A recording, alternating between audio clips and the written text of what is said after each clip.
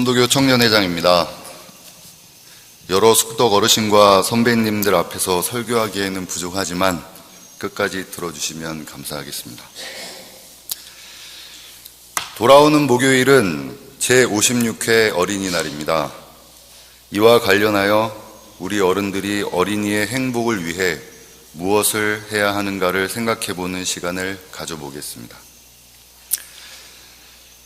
작년 이맘때 이 자리에서 2014년 기준 OECD 평균인 OECD 어린이 행복 지수가 60.4%로 저희 나라가 최하위라고 말씀을 드렸습니다.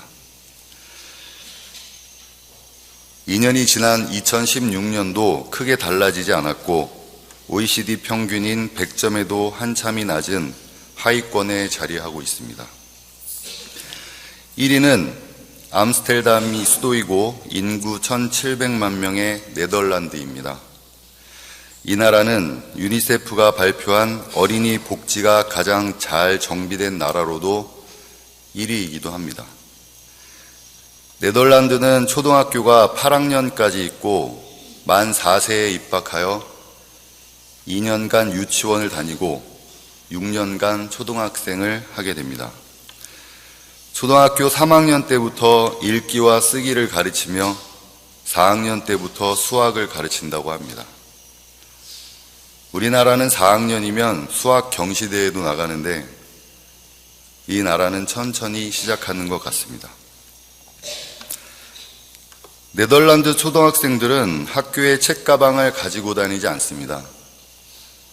학교에 간다고 책가방이나 필통, 연필 등의 학용품을 살 필요도 없습니다. 교과서는 학교에서만 보게 되어 있어 가지고 다니거나 집에서 볼 수도 없습니다. 그리고 미술 시간에 필요한 물품도 모두 학교에서 지급하기 때문에 그 흔한 크레파스나 스케치북을 안 사도 됩니다. 교육비 걱정이 없고 공부를 못해도 서러움이 없는 곳이 네덜란드입니다. 이 나라에는 학원이나 과외를 받는 사교육 기관이 전혀 없고 사교육비 때문에 걱정을 하는 학부모도 없습니다. 부모와 아이가 미래를 불안해하거나 염려하지 않는 이유는 학교 교육을 매우 신뢰하고 있기 때문입니다. 반면에 우리나라의 부모와 아이들은 미래를 불안해하며 학교를 못 믿어서 사교육을 시키고 사교육비 때문에 맞벌이를 하게 되고 맞벌이를 해서 아이를 방치하거나 학원에 가두고 아이는 그러한 교육에 스트레스를 받고 자살하는 경우까지 생깁니다.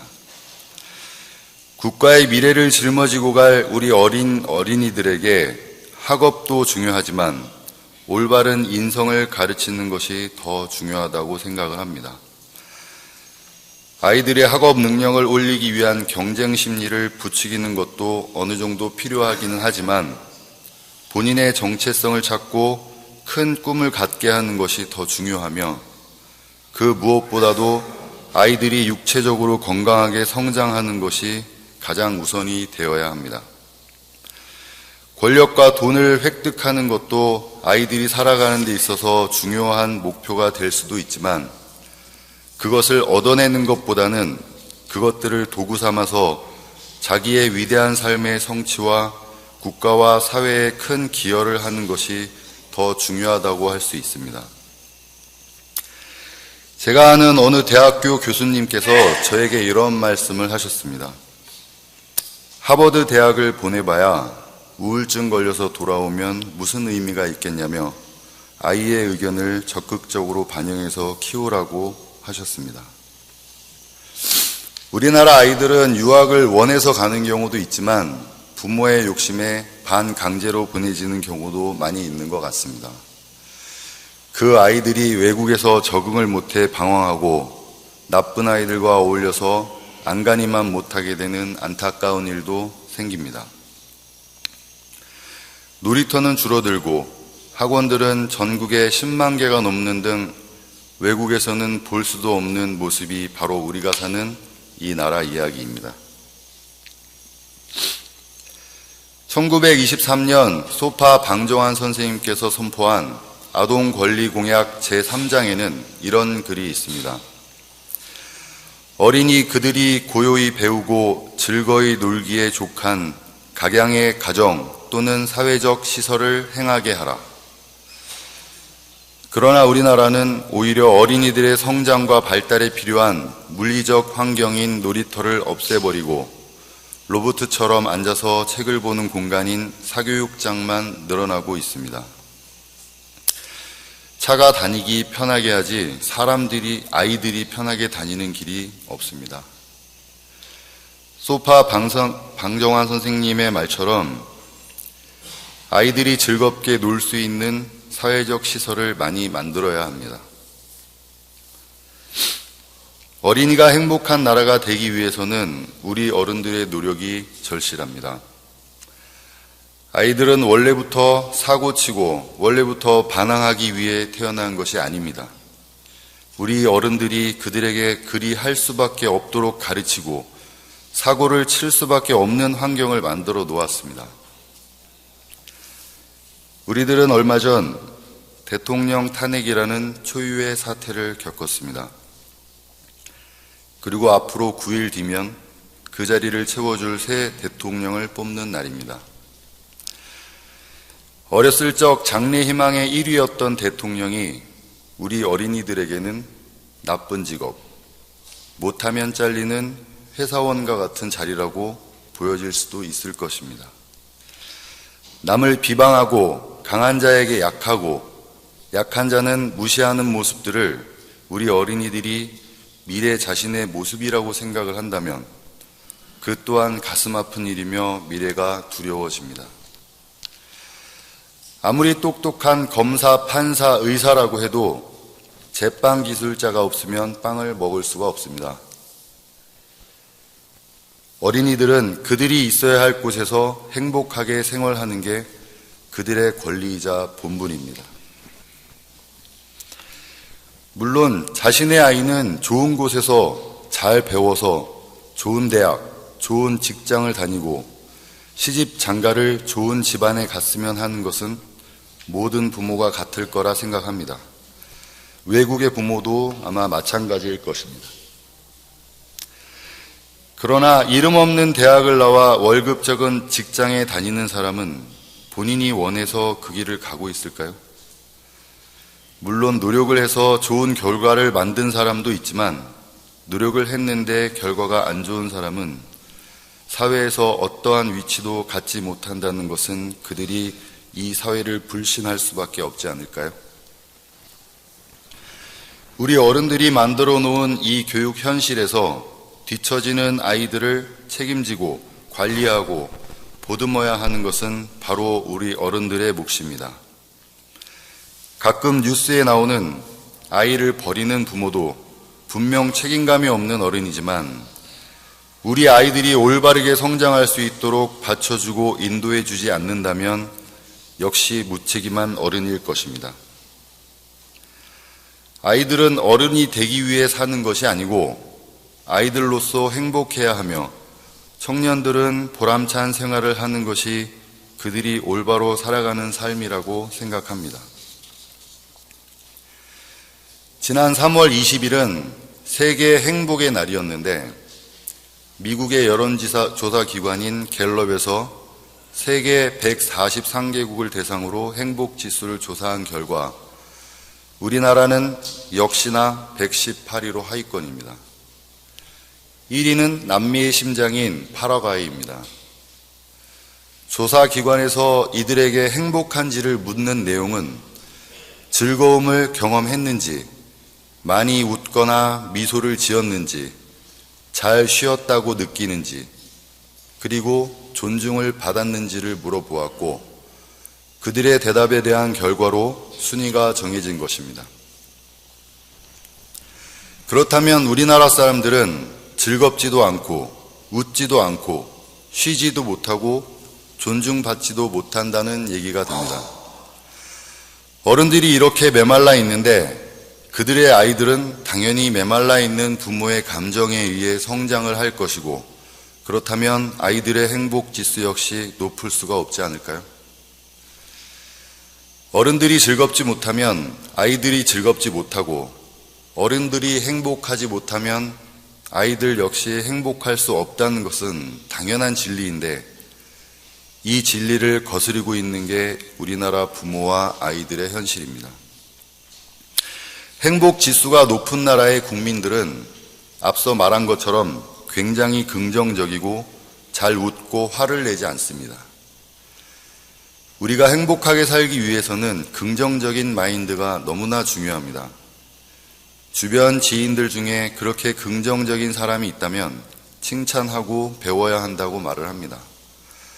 아이들에게도 그렇게 커야 한다고 가르칩니다. 그러나 정작 본인의 가정에서는 큰 소리가 나오고 일부이기는 하지만 아이가 사망하는 사건까지 생깁니다. 이것은 아이들을 존중하지 않아서 생긴 일입니다. 그들은 존중받고 보호받을 권리가 있음에도 어른들의 각박한 삶의 현실에 묻혀 권리를 보장받지 못하고 있는 것입니다. 웃는 얼굴에 침 못 뱉는다는 말이 있듯이 웃으며 사는 것도 삶에 꼭 필요한 요소입니다. 부정적으로 불만 가득하게 사는 것은 그만큼 여유가 없고 긍정적이지 못한 것입니다. 아이들의 행복을 만들기 위해서는 우리 어른들이 긍정적으로 행복해져야 합니다. 어린이들은 잠을 자는 수면 시간도 매우 중요합니다. 일반적으로 키가 큰 아이를 보면 부모님이 키가 크시구나 라고 말을 합니다. 또 작으면 역시 부모가 키가 작은가 보네 라고 이야기합니다. 그러나 키의 경우 유전적인 영향은 4분의 1도 되지 않는 23%밖에 되지 않습니다. 나머지는 후천적인 영향입니다. 그중 잠이 가장 중요한데, 적정한 수면 시간을 보면 미취학 아동의 경우는 10시간에서 11시간, 초등학생은 9시간에서 10시간, 청소년은 8시간에서 9시간을 자야 건강하고 키도 잘 큰다고 합니다. 대부분의 어른들은 요즘 아이들이 좋은 환경에서 잘 먹고 자라기 때문에 크다고 말을 하지만 실제로는 그렇지 않다는 것을 알 수 있습니다. 아이들이 스트레스 받지 않고 잠을 잘 잘 수 있는 환경을 만들어주는 게 우리 어른들과 부모가 해야 할 중요한 의무입니다. 특히 중고생들은 수면 시간이 부족할 때 자살 충동이 더 생긴다고 합니다.